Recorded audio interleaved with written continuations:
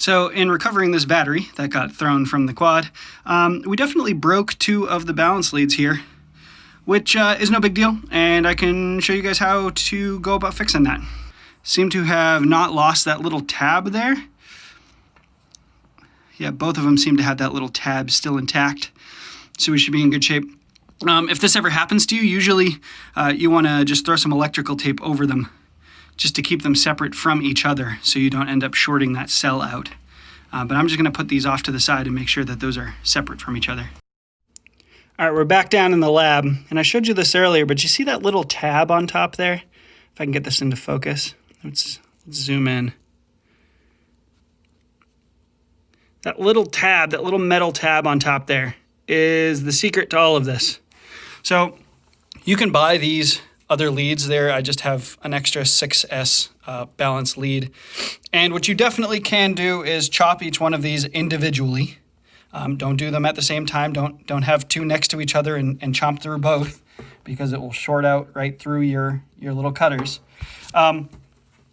And, you know, resolder each one and put heat shrink on and all that good stuff. But really, if you still have those little tabs and these connectors weren't damaged in the crash that broke your connector, instead what you can do is you can just actually push against that tab so you can see it from the different angle here. Let's see if we can get this thing to focus and zoom right on in.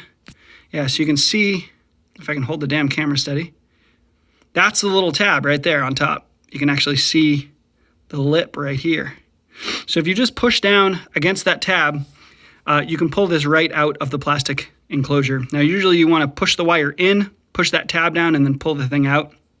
That tab's what's getting hung up on the edge of the plastic here. So what I like to do is I'm going to just go ahead and pull these all out. And then one at a time, I'm going to pull those out and put them into this connector instead. And the reason I do them one at a time like that is that we don't ever have a scenario like what there currently is here, where there's 2 of them and I could accidentally touch those 2 together and direct short a cell out. That would not be ideal. So I'm going to go ahead and pull each one of these out and swap them over.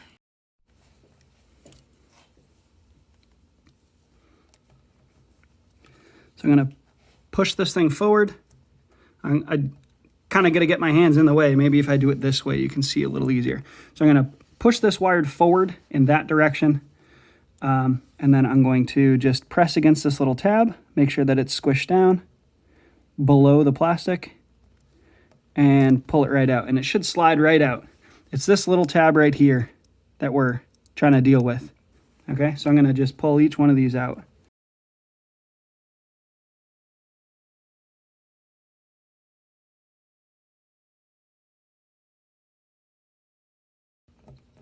There we go.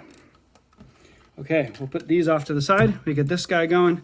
Now, to deal with the battery itself. So you got to make sure that your orientation is correct, right? So this has these little notches on one side and nothing on the other. So that orientation is really important. So if we take a look at our broken connector here, the notches are in this side here. So we want to line it up in the same way. And the way that the batteries are wired internally, they usually will indicate either with 1 red and multiple blacks, or multiple reds and 1 black, or they will start with red and end with black and have different colors in the middle. That's usually the convention you end up seeing. So first things first, I'm going to go ahead and make these 2 safe rather than hanging out like this. So I'm going to make sure that my tab here is in the same direction as the opening on this side, which happens to be the opposite of the side that has notches. And I'm just going to slide it right in here and make sure that it clicks all the way in. So this one's actually struggling a little bit, so I may need to use some tweezers to help myself out.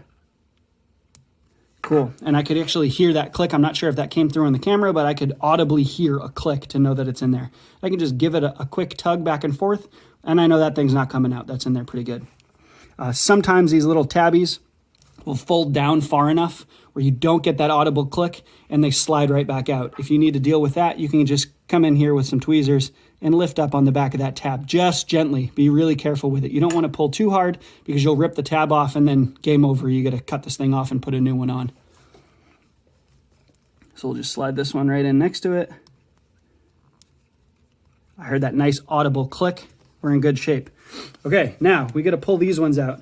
And we got a kind of an issue here because these are the Pyrodrone batteries, so they have a really short balance lead, which is super convenient for not getting it caught in the props. The only time I ever break these things is when it gets ejected from the actual quad, like what happened in this scenario. But that means I have nothing to rest against for me to pull those out. Now, I can just hold it, and that would probably work, but instead I'm just going to grab something else here. I got this little thing of flux just to kind of help myself out as a nice little surface. And you got to be careful, especially using conductive tweezers like this, that you're not accidentally crossing over two cells at the time. So I want to make sure I have them sideways like this.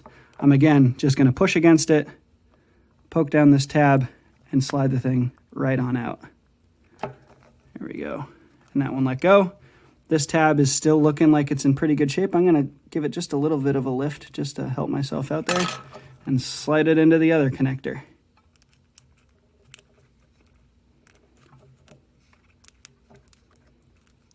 Cool. I didn't get quite an audible click, but if I just pull back and forth, that thing's in there pretty good. So I'm going to do that with the rest of these 4, and I will see you guys with a completed clean battery.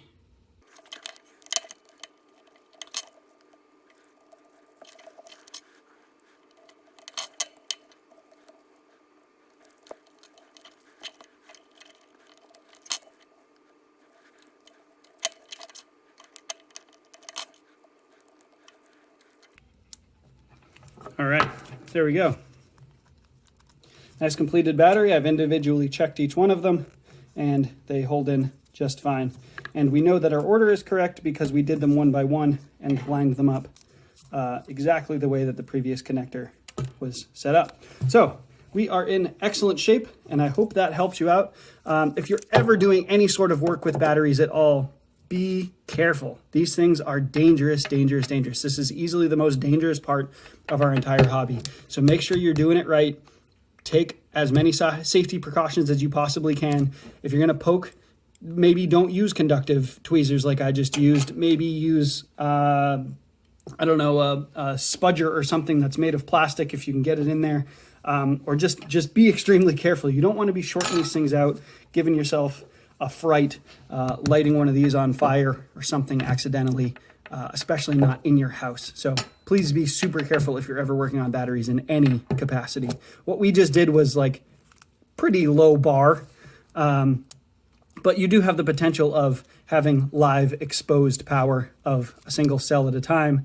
And it's less about getting shocked or something like that, and more about if you were to dead short those for an extended period of time, you could have a cell actually pop on you from dumping out too much current.